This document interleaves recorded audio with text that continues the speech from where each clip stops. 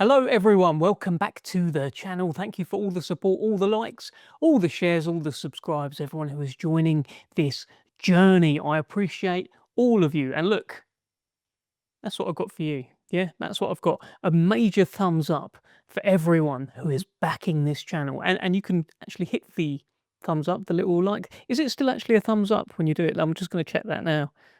I think it might just be a like button. No, it is still a thumbs up.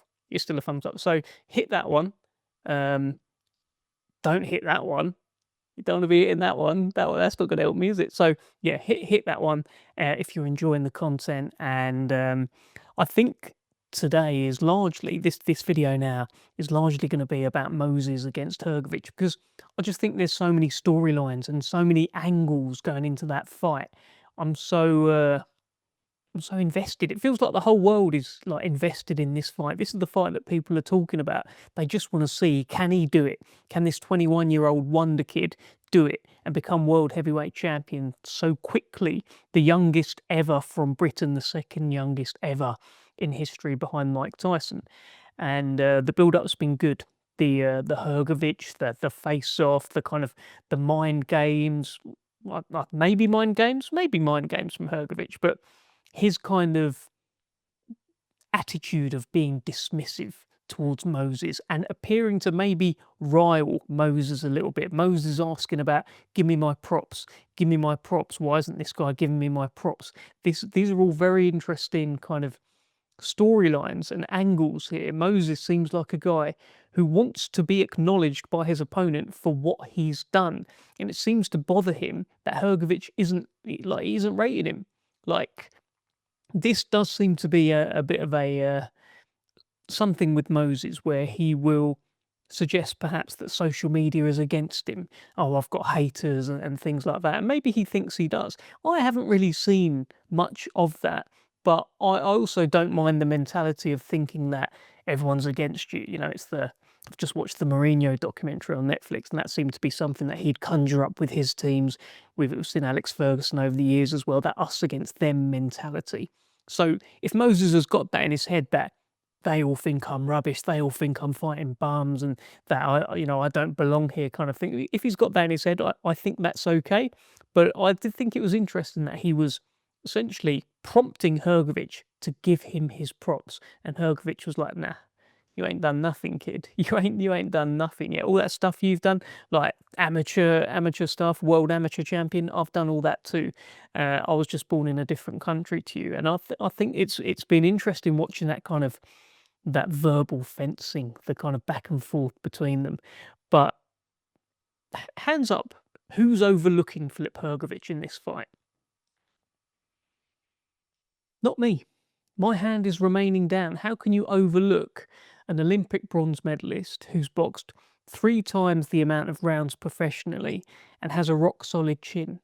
How can you overlook him against Moses? I did a video about the odds. I think the odds are unreal. If you're in the Filip Hrgovic camp, you can make some money there if he does it. But there's also a reason why Moses is the favourite in this fight, because of how he's looking, and the expectation is he's just going to carry on looking amazing, go in there, blow Hrgovic away, maybe be asked a couple of questions, but there's gaps there that Moses can exploit, and Moses is going to do it too fast, too powerful, and Hrgovic cuts up. And I think that's kind of probably how it's being seen. Filip Hrgovic gets cut. Moses Itauma throws fast, heavy punches.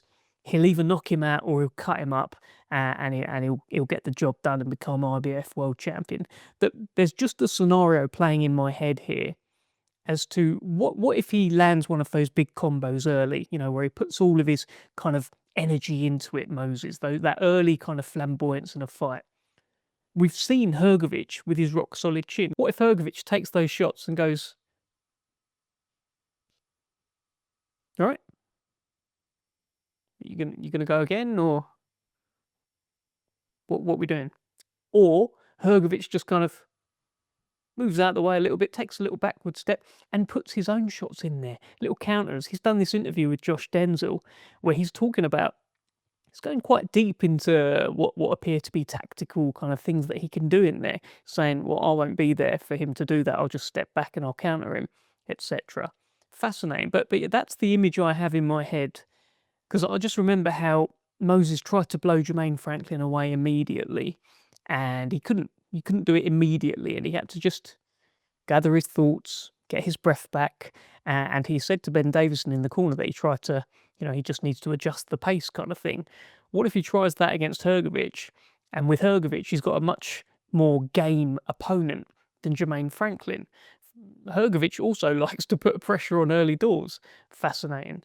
But look, the thing that I wanted to touch on here is, whilst Moses won't be the youngest world heavyweight champion of all time if he does it, he'll still be behind Mike Tyson. I wanted to just highlight the amount of rounds boxed going into the world title fight. And that's where Moses looks tremendous here. That's where this would be extraordinary. So Mike Tyson, going into his fight with Trevor Berbick, had boxed 74 rounds. Floyd Patterson, going into his fight with Archie Moore, had boxed 177 rounds. Muhammad Ali, going into his fight with Sonny Liston, had boxed 101 rounds. Joe Lewis, going into his fight with James J. Braddock, 147 rounds. Now Moses, going into this fight with Filip Hrgovic, about to fight for the IBF World Heavyweight title, has only boxed 31 rounds. This is extraordinary. If he pulls this off at 21 years old, having only boxed 31 rounds, it is absolutely extraordinary.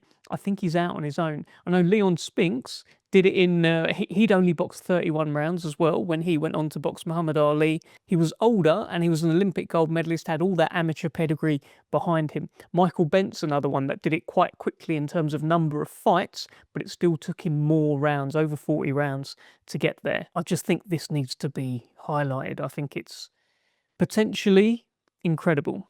Potentially incredible. Anthony Joshua, by the way, didn't take too many rounds either. He'd boxed 32 rounds going into his fight with Charles Martin. But once again, Olympic gold medalist and just an older guy, 26 years old, 5 years older than Moses Itauma is going into this fight. So yeah, the countdown continues to that one. The other thing I wanted to talk about was Netflix have put out this promo for Fury versus Joshua. Tyson Fury has done a video as well saying camp has started and big news dropping soon. All sounds like all systems go. It sounds like we are getting there. It feels like we are approaching announcement, and I'm here for it. I'm ready for it.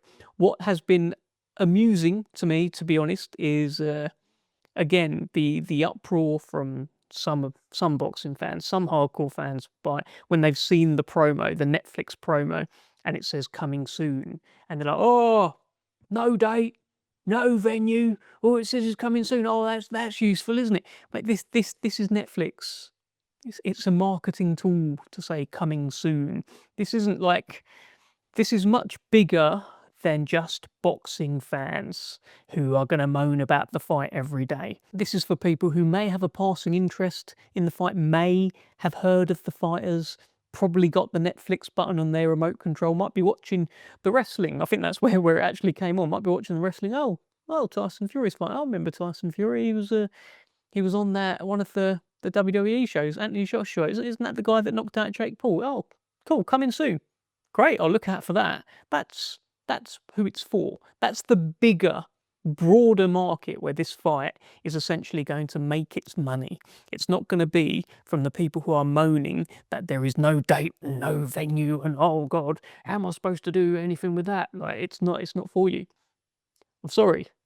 It's not. And I know this doesn't endear me to hardcore boxing fans who I'd imagine are my core audience here, but I just got to be real with you. Like, people just moaning, and it's just been amusing to see that people are in uproar that there is a Netflix promo that has dropped without a date and a venue and a coming soon.